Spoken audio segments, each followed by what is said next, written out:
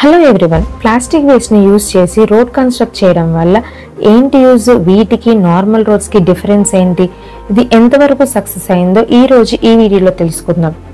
వరల్డ్లోనే air పొల్యూషన్కి, water పొల్యూషన్కి ఒక పెద్ద problem plastic waste. రోజు కొన్ని వేల టన్నుల ప్లాస్టిక్ వేస్ట్ని వాటర్లో డంప్ చేయడము, కాల్ చేయడం వల్ల వాటర్ పొల్యూషన్, ఎయిర్ పొల్యూషన్, దీనివల్ల ఎన్నో ఆరోగ్య సమస్యలే రావడం కాకుండా వైల్డ్ లైఫ్కి కూడా హాని జరుగుతుంది. అందుకని ప్లాస్టిక్ వేస్ట్ని ఎంత కంట్రోల్ చేయాలని చూసినా కంట్రోల్ అవ్వకపోవడం వల్ల ప్లాస్టిక్ వేస్ట్ని రీసైకిల్ చేసి కొత్త ప్రొడక్ట్స్ని తయారు చేయడం స్టార్ట్ చేశారు.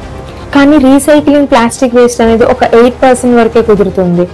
ప్లాస్టిక్ వేస్ట్ వల్ల ఎన్విరాన్మెంట్కి జరిగే డ్యామేజ్ని కంట్రోల్ చేయడానికి తమిళనాడుకు చెందిన ఒక chemistry professor, waste management scientist, the plastic man of India Rajagopalan Vasudevan గారు 2001లో ప్లాస్టిక్ వేస్ట్ ని రీసైకిల్ చేసి దాన్ని రోడ్ కన్స్ట్రక్షన్ లో ఎలా యూజ్ చేయాలో ఒక ఫార్ములాను కనిపెట్టారు. దీనికి ఇనిషియేటివ్ గా 2004లో తమిళనాడు గవర్నమెంట్ ఒక 1000 కిలోమీటర్స్ ఆఫ్ రోడ్ కన్స్ట్రక్ట్ చేసి సక్సెస్ అయింది.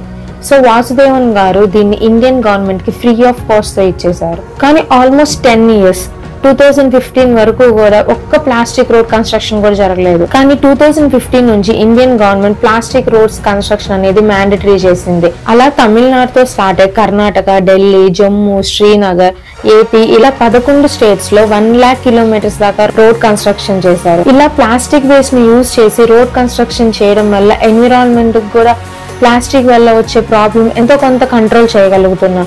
అందుకని వాసుదేవన్ గారి ఎఫర్ట్స్ ని గుర్తించి ఇండియన్ గవర్నమెంట్ 2018లో హైయెస్ట్ సివిలియన్ అవార్డు అయిన పద్మశ్రీని ఇచ్చి ఆయన్ని గౌరవించడంతో పాటు ఇంకా ఇలాంటి రోడ్ కన్స్ట్రక్షన్స్ ఇండియా మొత్తం కన్స్ట్రక్ట్ చేయాలని చెప్పి ఇనిషియేషన్ తీసుకుంది. ఇలాంటి వీడియోస్ మీరు ఇంకా చూడాలనుకుంటే మా ఛానల్ని సబ్స్క్రైబ్ చేసుకోండి.